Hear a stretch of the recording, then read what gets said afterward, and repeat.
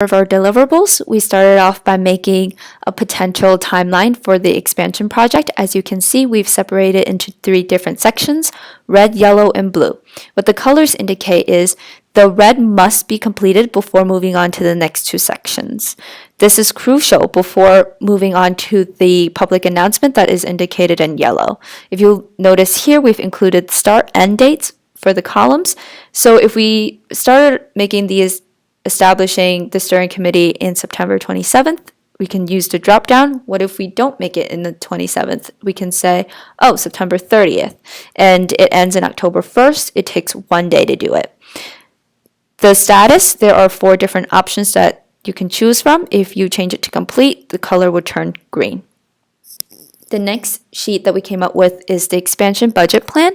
What it shows is the potential costs for the campaigning types, such as local marketing, public relations, and social media.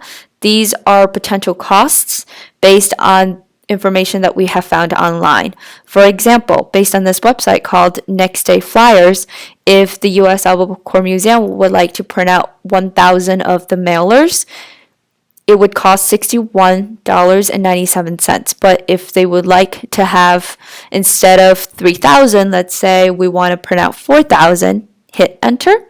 The total would come up here in addition to the subtotal. There are formulas embedded that once you change one column, the total prices would change automatically with the single cell change. The next spreadsheet, in relation to the previous one, shows all of the projected subtotals and percentages in one spreadsheet. So here, the local marketing cost about $4,400, and it's 76% of our expenses. Once information from this spreadsheet changes, this one will automatically update. The next set of spreadsheets that we created is the donations. Here, we've listed all of the potential donors in the corporations that have their address, point of contact, title, department, email address, phone number, and their interest, target, primary focus for donation, and the amount that they've donated in the past.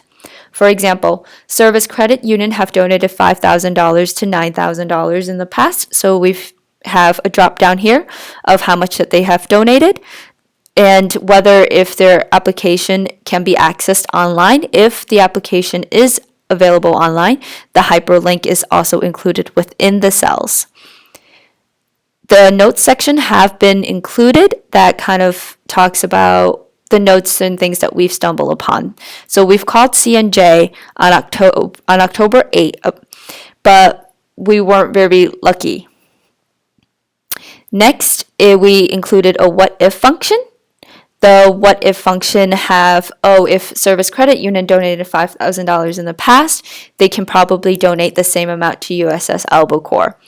And based on the what ifs, the sum of all of the potential donors, if they were to donate this amount, have been included here. So based on our spreadsheet, we can fundraise up to $87,000. Along with a list of corporations, we've also included an individuals list. If the U.S. Albacore Museum keeps track of their individual membership. So for example, Denise F. Brown, they have published a children's book about the Albacore Museum, and we were able to gather her information. The active member cell, we can change their status. A potential what if has also been included. Next, the last spreadsheet is a communication plan based on all of the meetings that we've listed in the potential presentations on the timeline. This is just another way to help organize all of the meetings and information that U.S.S. Albacore can utilize.